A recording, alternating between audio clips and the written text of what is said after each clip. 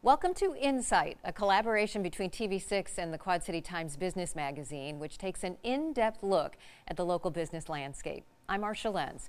With COVID restrictions going away, tourism is ramping back up. And today we learn more about how important visitors are to the Quad City economy. TV6 and the Quad City Times present Insight, the business journal of the Quad Cities. It could be a summer like no other, at least since the pandemic. Dave Harrell is with Visit Quad Cities here with some insight. First, what was tourism like in 2019 and how did that change during the pandemic? Well, it changed a lot. 2019 was a record year, not only for the Quad Cities from a regional destination perspective, but also domestically and internationally for tourism. So from 2019 through kind of where we are now, we saw probably the biggest system shock in the history of humankind as it relates to all things visitor spending, travel, tourism, destination marketing, you name it. So now kind of transitioning out of the pandemic into more of an endemic, we're going to see this huge, uptick. More on the leisure side of things, so the business to consumer level of what we do from a tourism perspective is going to regain its strength a lot quicker than maybe the B2B side, more meetings, conventions, and conferences. That's going to be a slower burn as we kind of move through this transition. We're excited about kind of where we are getting into the spring. Obviously, people are excited about getting out. We're seeing, our drive-to market become much more robust, I think, than it has been over the last couple of years. And so you're going to see a variety of sectors, come back over the next couple months, which is really exciting for us because we want to see people enjoying, we want to see people consuming the Quad Cities in a meaningful way. So we're getting close. Tell us a little bit about the Tourism Bureau, Visit Quad Cities. How many people do you have working for you and what is the work they do? Well, I think it's important to note that we're a destination marketing and destination management organization. So we're involved with a lot of things. I think first and foremost, if you look at our pillars, it's all things tourism development, it's destination marketing, and it's visitor experience. So we've got a full-time professional staff of 12. We are really the only certified organization in the region to handle destination marketing and management. And we work very closely with our partners in Springfield and Des Moines and obviously all of our stakeholders within the region to tell that story, advance our marketing efforts, try to bring events to the Quad Cities that are going to yield, high return in terms of economic development and those kind of benefits. But then chiefly, we're trying to figure out a way to position the Quad Cities for more. We're a huge believer that tourism leads to talent, and so tourism is economic development. It creates jobs, it drives our economy forward, it builds brand and perception, it does all of these things, and it's not just necessarily touching one flow of revenue, it's touching like everything. And then impacting small business. So much of the byproducts of what we do is really moving our economy forward, and tourism is empowering our community. So the more that we can talk about it and advocate for it and invest in it, the stronger the Quad Cities will be. Yeah, if everybody knows it's a fun, great place to live, they're going to want to live here. They are. Yeah. All right, we're going to talk more about that next. We visit with representatives of some of the attractions and venues in the Quad Cities as we learn more about the impacts of the pandemic on tourism and how some attractions are roaring back.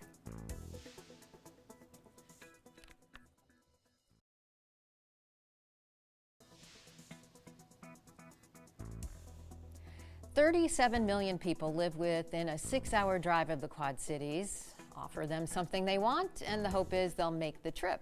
We have operators of a couple of attractions joining us today for our discussion. Rocky Jones is Assistant Executive Director of the TaxSlayer Center Arena in Moline. Neil Dahlstrom is with John Deere Archives, which includes operation of the John Deere Pavilion in Moline. Rachel Mullins is President and CEO of the Putnam Museum in Davenport, and Tom Barton is Associate Editor with the Quad City Times. All right, let's start with you, Rocky. We really can't look too far ahead into the future until we kind of take a look at the past, even though we want to close the door on that. What was tourism for the TaxSlayer Center, or activity for the TaxSlayer Center in 2020 and 2021, especially at a time when it was actually illegal for you to be open because of the size of your arena and not being allowed to have large indoor events? Right. It was very difficult. I remember the day that we really shut down was opening of the Missouri Valley Conference women's basketball tournament. We had teams on the floor practicing on that Thursday in March, and they pulled the plug on it. And then everything after that really stopped.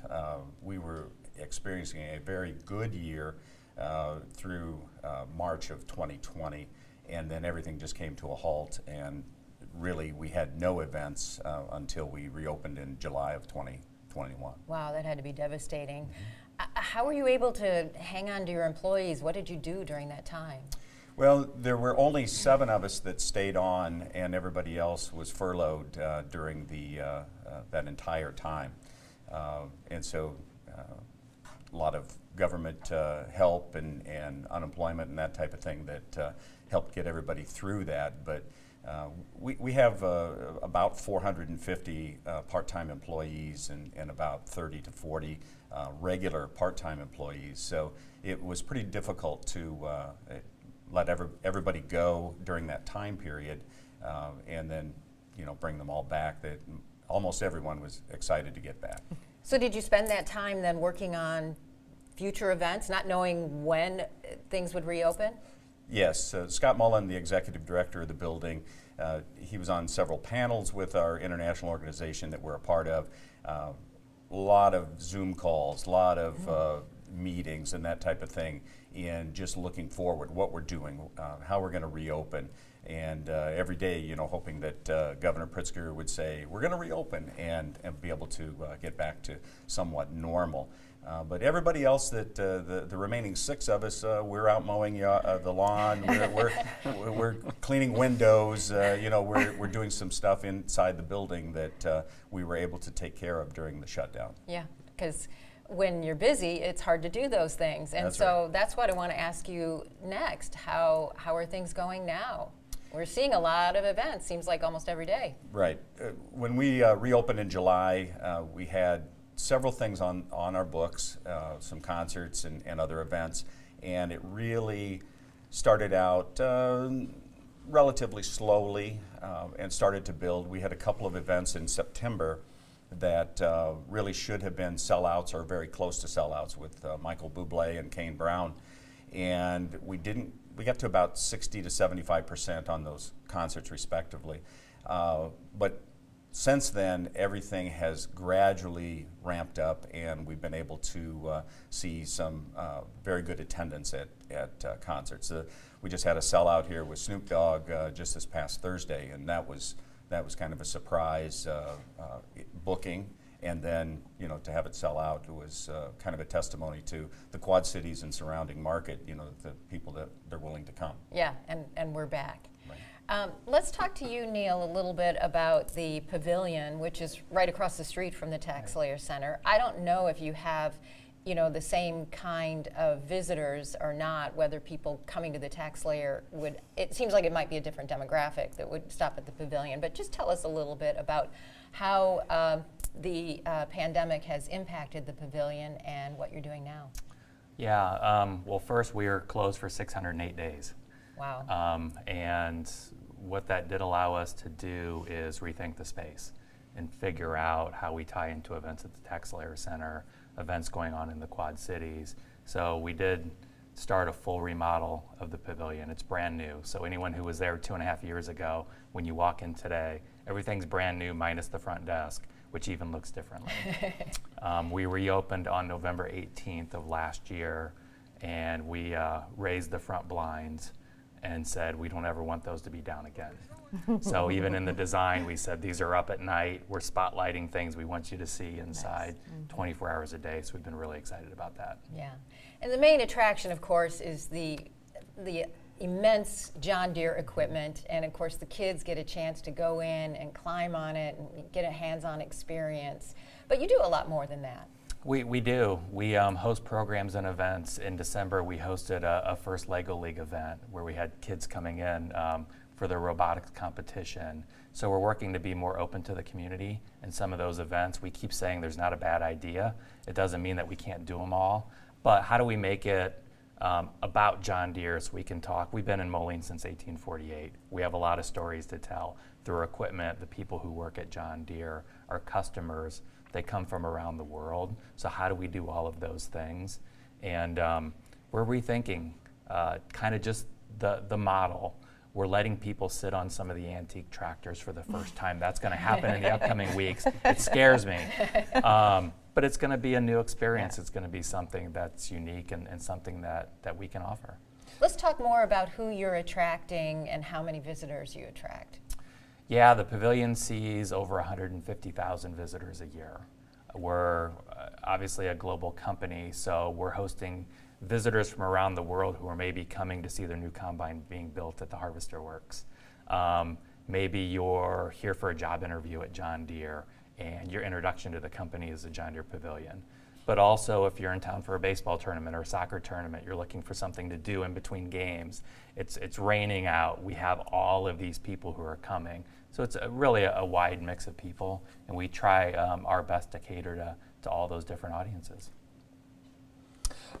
You talked about being able to sit on the antique tractors. I'm just curious, how challenging or difficult is that, with the pandemic and concerns about touch points and services and being able to clean and sanitize things and make sure that necessary precautions are taken, that we don't spread the virus and have an uptake in cases to, hopefully not lead to kind of where we were last year? Yeah, it's definitely a balancing act, and we were very cautious, which is why we were closed for so long. And when we reopened, there's a lot of space between equipment, and that's a comment we get, which is, where is everything? We say, well, there's an awful lot here, but we need a lot of open space for people to feel comfortable. We also have cleaning staff there the entire day.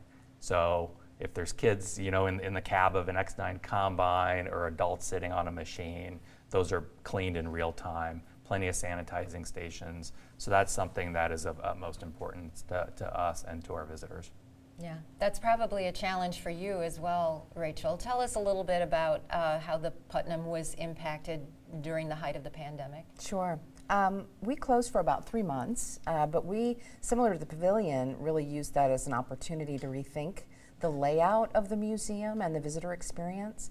And so partially to establish that one-way traffic flow, but also to really open up the footprint of the museum. So we relocated the entrance for a daily visitor traffic so that we could keep that separate from school group traffic. We actually had a supporter that stepped forward to invest in a new gallery for us. It opened up the space between our theater lobby and the traditional historic museum, celebrating our collection. We're a Smithsonian affiliate, so we maintain a collection of about 250,000 artifacts. So that work continued during the shutdown, as well as a lot of our education outreach. We shifted to virtual very quickly. I think a lot of people kind of pivoted. Yeah. But we also did a really innovative partnership in schools and with our youth groups with backpack programs that went home with kids so that they could be doing experiences at home during the lockdown, all guided through online interaction with their teachers and with Putnam staff and curators. So we innovated and just stayed really committed to mission during that time period. So are you fully back? What kind of numbers are you seeing? Yeah, we're not. We pre-pandemic we're at about 140,000 annually for visitorship, and we track about 48% of those are from outside of the metropolitan area. So heavy regional tourism, friends and family tourism, but also international, national, international. 2019 we hosted visitors from every state in the union and 10 countries. Wow. At the Putnam, all really interested in Midwestern ecology, our local history and culture. So we're seeing those numbers coming back up. It's been an important spring for us. We were still at about 33% of normal audiences in 2021. And we are rebounding, and many of our numbers actually are better than pre-pandemic numbers at this point, with admissions, gift shop sales. A lot of our kind of audience numbers are increasing, yeah. And the giant screen, is that doing well? I mean, because movie theaters are coming back, but there's still some reluctance. With some modifications, right? So we're really kind of rethinking the theater. We did some investments in the theater as well with our Putnam Guild in updating the technology. So we're doing a lot more with esports in the theater. Yeah. So beyond our traditional movie schedule, we're also hosting esports tournaments and private family movie nights and things like that. It's definitely been a shift in consumerism, but we're continuing to explore and grow, and excited to see our audiences coming back. I'm curious, you talked about how the pandemic forced you to innovate. Was that an opportunity then for the Putnam to think about more of how it reaches out into the community, and maybe this is an opportunity to use technology to get our mission out there in front of more people and make more people maybe aware of what the Putnam has to offer? Right, of the Putnam and of the Quad Cities. Our streamable learning platforms, for example, really expanded. I got to interact with one of our guests who said she learned about the Putnam through our virtual learning units that she was enacting in her classroom in California. Oh, wow. And on their trip cross country, they stopped into the Quad Cities to see the Putnam. So it's those kinds of relationships. So as challenging as the year was, it also was really quite inspiring for us as we started to explore contemporary collecting and how our collection could reflect the story of 2021 and our contemporary history. Yeah. And Rachel, you were saying that you also have had some of the cruise ship passengers visit your museum? Yes, yeah. Last summer, first year for American Cruise Lines, we had over 500 guests from the cruise lines at the Putnam, both the shuttle traffic as well as private tours with our curators. So again, that excitement around the authenticity of the region and learning about our ecology. River Prairie People, which is our regional history exhibit, is probably our highest visited exhibit as a part of our tourist traffic, learning the history of our region, and we're actually going through an update of that exhibit now. So it's an exciting time for us. Yeah, some of the stuff that we locals take for granted Right. is what people want to learn about Right. and experience. You So, bet. well, we appreciate the venues and the impact that they're having and providing a place, a destination for the Quad Cities. When we come back, we are going to hear more about the comeback and how tourism in the metro is about to dramatically expand. We talked about it, how more tourists will be cruising into the QC after the break.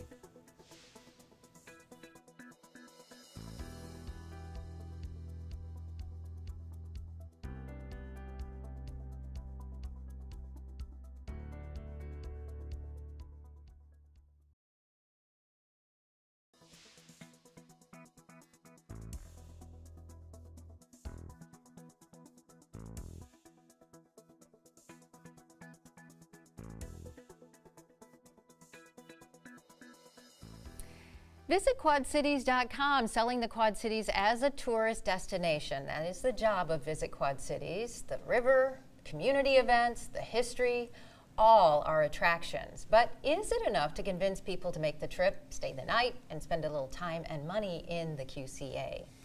Let's introduce you to more of today's guests involved in expanding tourism projects.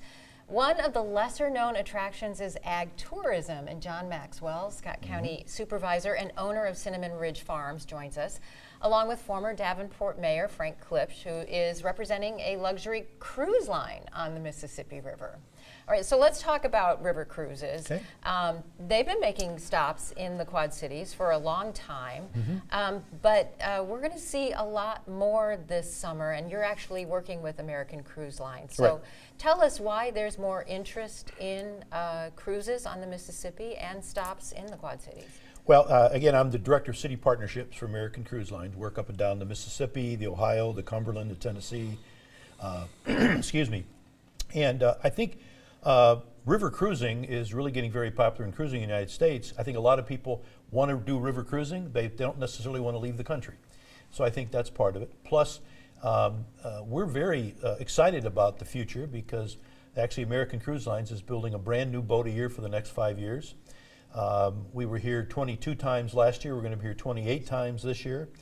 And I think people like that in that experience. But also, this is very timely because one of the reasons we choose different cities is because they have something to come and see. And the Davenport and the Quad Cities are one of those stops for us. So many of the individuals that you've talked to with the John Deere, the Pavilion, the Putnam Museum, Cinnamon Ridge Farms, and many others, the Figge, the Putnam, and German American Heritage Center, and so many others, are important reasons for us to come.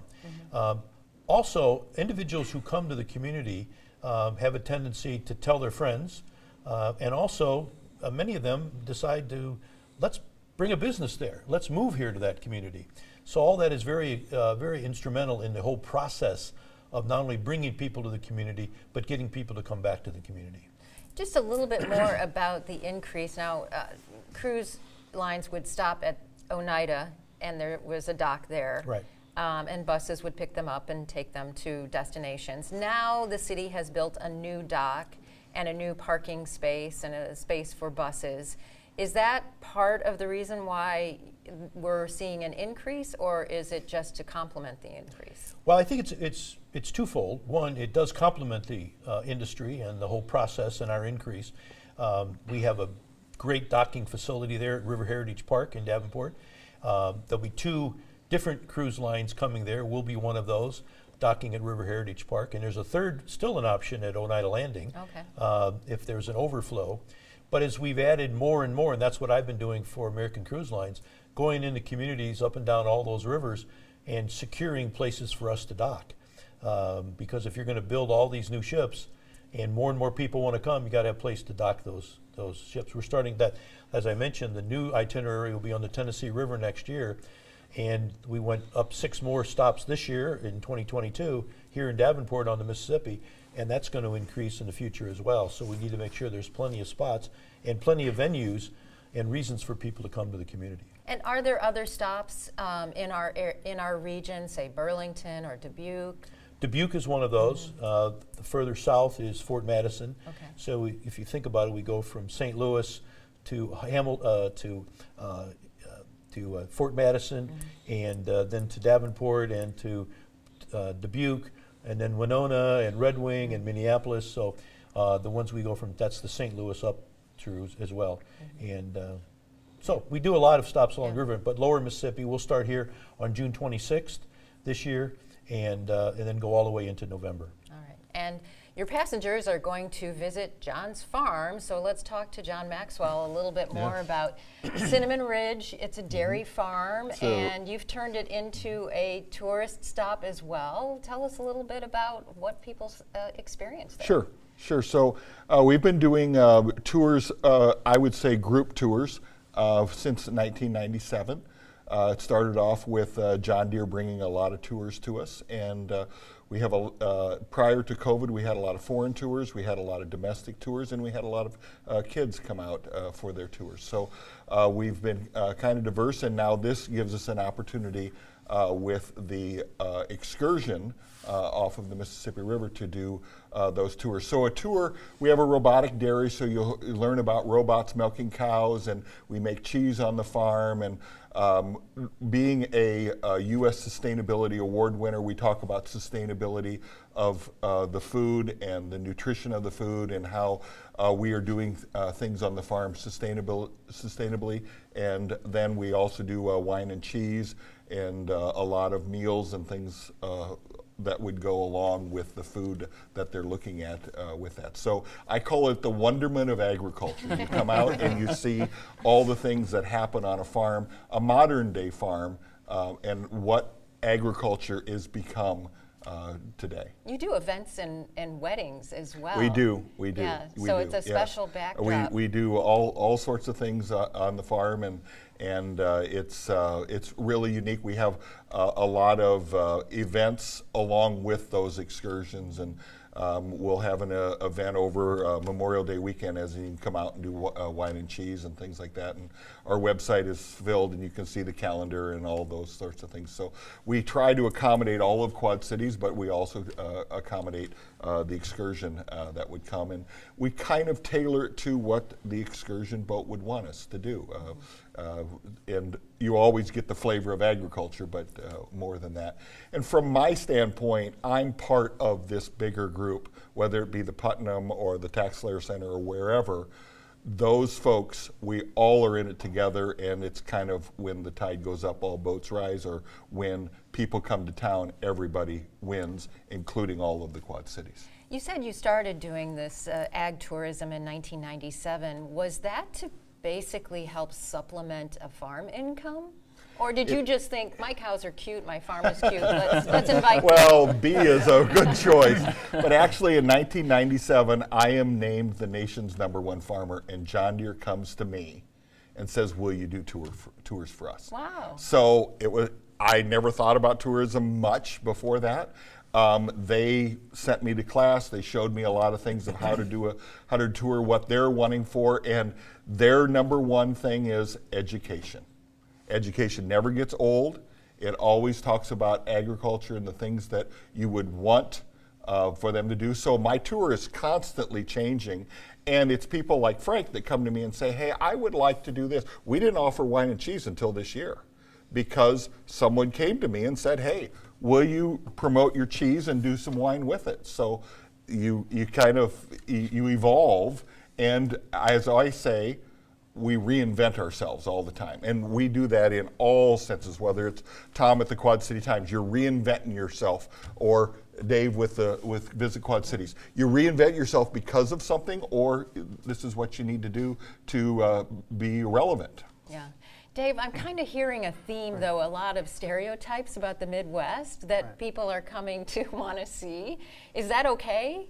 Yeah, I think it's okay. You know, Marcia, I think these are incredible destination assets, and they're part of our tourism product. So within Visit Quad Cities, in the framework of our long-range, plan, our tourism master plan, how we elevate and activate our world-renowned Mississippi River, which is a global asset, how we connect with agriculture, and what that looks like from a tourism perspective. People are looking for authentic experiences. And knowing that we're such a drive-to market, I mean, the data yields that we're a drive-to market, and people are looking for this. So we're proud of our Midwestern, spirit. We're proud of the Mississippi River. We're proud of the heritage that we have with all things ag and John Deere. We actually have a brand attribute that we talk about, the John Deere effect, and that's really kind of centered around agriculture. But whatever we can do to amplify the tourism product with the river and with ag, we're going to do it. Mm-hmm. And I just didn't realize how interwoven all of these components really are for the greater good. Yeah. All right, when we come back, a preview to our next episode of Insight after the break.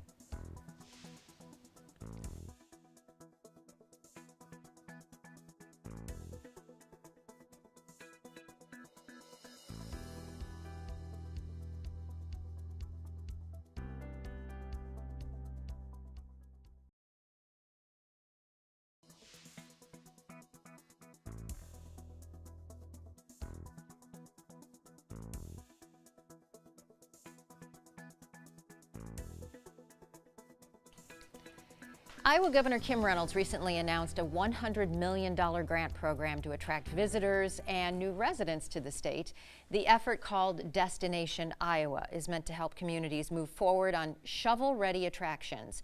And Illinois Governor J.B. Pritzker's recently signed budget includes $140 million for tourism, hotel jobs, recovery, and restaurant employment grants. So first, let's talk about shovel-ready projects. Do we have any attraction shovel-ready projects in the works? I think we do. I think the good thing is a lot of our destination assets, all of our communities within the region have been talking about how we're going to move destination development forward and in the future so that we're competitive and relevant. So I know that there's a lot of tourism master plans that we've put into place, but all of our destination assets have their specific plans for what kind of change that they want to effectuate for the region. So I think the process now is, how do we get prepared? What is our best approach? How do we want to advocate? What does that investment look like at the local level so that we can leverage those state funds to drive tourism, to drive economic development, and to drive place? So I am incredibly excited and bullish on the future, and now is the time to kind of work with all of our stakeholders just to get ready and go through that process, understand those opportunities that are available, and then go seize them. Yeah. As a former mayor, the process is not always easy to try to get state grant money. There was a project several years ago that the city of Davenport was applying for reinvestment dollars, and it was competitive, and the project didn't receive the funding. How difficult is it, in your experience, to be able to acquire this kind of grant money? Well, the Iowa Economic Development Authority is very supportive. I think the issue is you got to make sure as government officials that we can use the funds effectively and not put the potential city at risk of being in the hole at the long run. It's not a matter of here's a pile of money. There's usually restrictions related to that. So you want to make sure that you can uphold your end of the agreement with the city, with the state and those kind of funds, or any funding source, whatever they happen to be. So I think that was part of it that won in the past. And fortunately, other projects have come. A sports tourism initiative came about, but there was a large private donation that went into that made that more viable, as an example. So yeah. I know Davenport is very aggressive related to getting funds, and is very good at getting funds to do those kind of projects. And as an example, one thing we had talked about, one of the earlier guests, was with the Putnam. I mean, they're in the midst of about a $7 million effort to expand and enhance their program so they can in fact serve more people, as evidenced by, from my American Cruise Lines had, 150 visitors came from our boats last year. Want to do more of those. So I think it's a combination. You want to do things responsibly, but I'm really proud of, as the continuing on with Davenport, how they've done a great job in pursuing and getting funds to do a variety of initiatives along our 9 miles of parkland as well, which is important. Dave, how does Joe Citizen benefit from pumping more dollars into tourism? Who benefits, and is it a situation where, you know, a rising tide would lift all boats? Well, it definitely rises all boats. So tourism drives non-resident revenues, which quite frankly is the best kind of revenue a community can derive. So when you've got these non-resident revenues that are flowing into your community through tourism, it has a direct impact on quality of life and quality of place, and really saves taxpayers money. So when the public sector is looking at investing into assets, whatever they might be, a lot of times, you know, taxpayers could shoulder the burden of that. But with tourism and with visitors coming in and spending dollars, and it's not just hotel motel taxes, it's sales tax, it's gaming revenues, it's everything that you can shake a stick at from a revenue perspective. If it's going into the proverbial pot, then it's really driving our whole economy forward. So if you're a Quad citizen, if you're Joe or Jane Q Public, you want visitors coming here consistently, and you want to see growth, you want to see investment, you want to see demand generators being invested in your community, because that's going to grow our pot. And if we can grow that pot, then that's going to add to all the quality of life and quality of place experiences that we want to see as residents. So tourism really is so driven by economic development in terms of like the cycle, like they are interconnected. And if you build a community that people want to visit, then you're going to build a community that people want to live. And if you build a community that people want to live in, you're going to build a community that people want to visit. And so it's all interconnected, but we need our local Quad citizens and people that are residents to understand the value of tourism, and that these non-resident revenues are definitely benefiting them. Yeah. And I may follow up very quickly. One thing about with American Cruise Lines, not only did we bring 150 guests to the Putnam, but we paid for that. So it helps support those venues. All the places that we visit, we're paying fees through our guests, or just as part of their expenses for having that cruise. So it's synergistic, where it grows upon that as well. It's not a matter of we take all these venues, it's a matter of we support them and invest in them as well. Yeah. And we as a community support them as well, and lucky to have Correct. them. All right, when we come back, we're going to have a preview of our next episode of Insight after the break.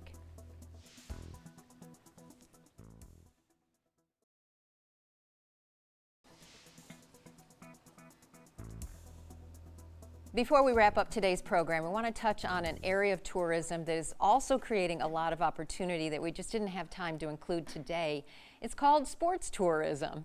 And Dave is here to tell us a little bit more about how it's important to the local economy. We don't have a pro team like the Bulls or the Bears, but we do have professional teams here. Do they play a role in attracting people to the region? Yeah, they do.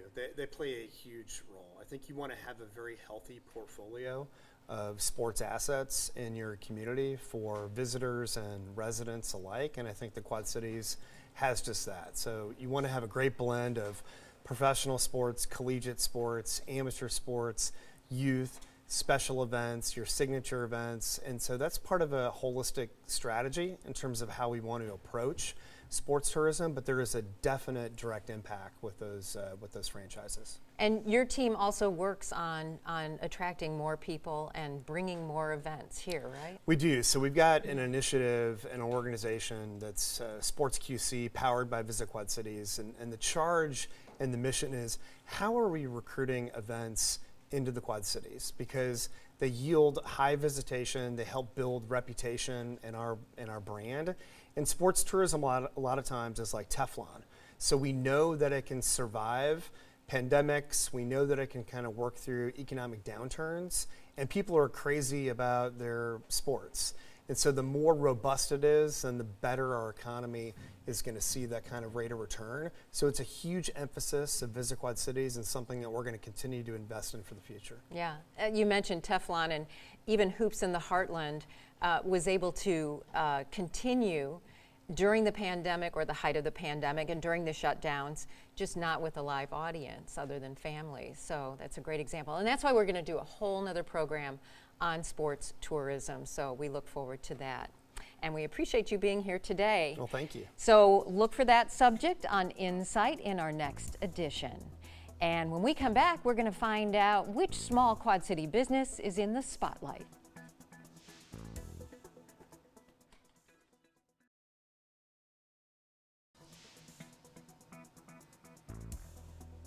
Okay, time to shine the spotlight on a local small business, and this one is for those who enjoy the sport of hunting.